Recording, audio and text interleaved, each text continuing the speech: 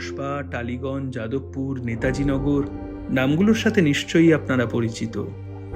না কুচু বনেদি বাবুরা এককালে এইসব এলাকাকে কলোনি বলে মজা ওড়াতো। ধুর, এ তো জঙ্গলের বাস, গুপচি ঘর, উঠোনে জ্বালানো উনুন, লালপাটির লিফলেট, গোনাগুন্তি জলে স্নান কাজ, বাড়তি হলেই রিফিউজি খোঁটা। 4 ভাই বোনের সংসার টানতে মায়ের তখন হাড় ভাঙা খাটুনির পথ মেনে নেওয়া ছাড়া উপায় নেই। রাস্তাঘাটে অবজ্ঞা, তাদের কথা বলার ধরন দেখে আশেপাশের সবাই হাসত, এক বাটি ফ্যান চেয়েও জুটত ঘৃণা। বাড়ির ছোট্ট ছেলেটা অবাক হয়ে মায়ের অসহায়তার দিকে তাকিয়ে দেখত, প্রশ্ন করত, আমরা কি আর আমাগো গ্রামের বাড়ি কোনোদিন ফিরুম না মা? এখানে সবাই আমাগো লগে এমন ব্যবহার করে কেন?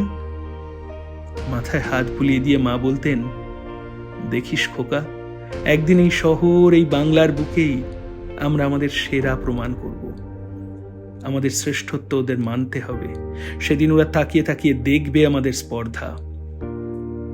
সালটা 1920। ময়দানে শুরু হয়েছিল সেই স্পর্ধার রাজত্ব।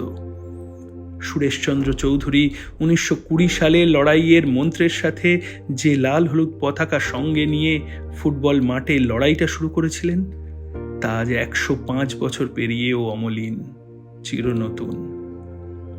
ইস্ট বেঙ্গল মানে পিঠে কাঁটাতারের দাগ নিয়ে সর্বস্ব হারিয়ে নিজের ভিটে মাটি দেশ হারানো মানুষগুলোর স্বপ্ন, কলোনির ঘরে ছেলের মাথায় হাত বুলিয়ে দেওয়া মায়ের স্পর্ধা। ইস্ট বেঙ্গল মানে সর্বহারা জাতির আকাশ ছোঁয়া জাত্যাভিমান।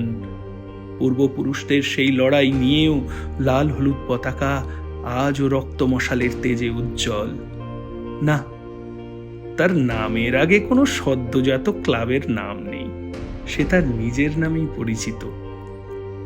লড়াইয়ের নাম ইস্ট বেঙ্গল, আবেগের নাম ইস্ট বেঙ্গল, ভালোবাসার নাম ইস্ট বেঙ্গল, বেঁচে থাকার রসদের নাম ইস্ট বেঙ্গল, জাত্যাভিমানের নাম ইস্ট বেঙ্গল, ছিন্নমূল বাঙালির আকাশ ছোঁয়া স্পর্ধার নাম east Bengal, east Bengal, east Bengal.